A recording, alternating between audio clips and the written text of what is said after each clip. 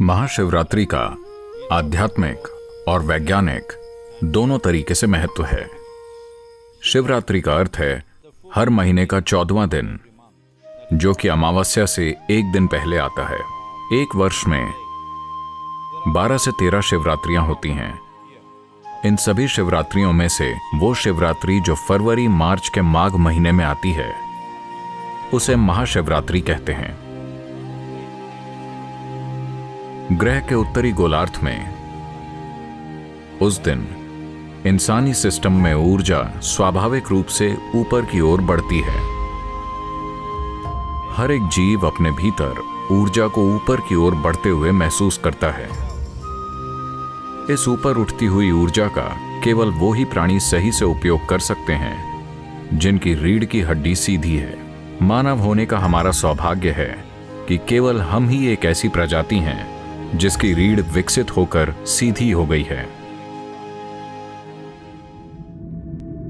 अगर आप दूसरी प्रजातियों के विकास की प्रक्रिया को देखें तो आप पाएंगे कि बिना रीढ़ वाले से रीढ़ वाले की तरफ बढ़ना एक महत्वपूर्ण कदम था, और विकास प्रक्रिया में दूसरा महत्वपूर्ण कदम था रीढ़ का आड़ी अवस्था से खड़ी अवस्था में आना।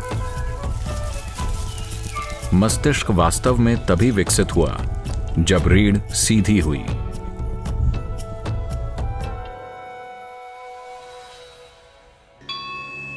जैसे कि महाशिवरात्रि की रात में ऊर्जा स्वाभाविक रूप से ऊपर की ओर बढ़ती है, रात भर रीढ़ को सीधी रखने से जबरदस्त लाभ होता है। ये उनके लिए विशेष रूप से फायदेमंद है जो खासकर आध्यात्मिक मार्ग पर हैं, पर ये उन लोगों के लिए भी महत्वपूर्ण है जो पारिवारिक स्थितियों में हैं, और साथ ही दुनिया में उन लोगों के लिए भी जो महत्वाकांक्षी हैं। आध्यात्मिक मार्ग पर चलने वालों के लिए, योगियों के लिए ये वो दिन है जब शिव अपने भीतर की सभी हलचलों के परे चले गए और पूरी तरह से स्थिर हो गए।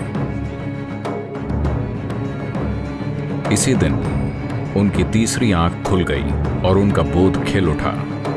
हम ये कह रहे हैं कि ये दो आंखें सिर्फ इंद्रियां हैं।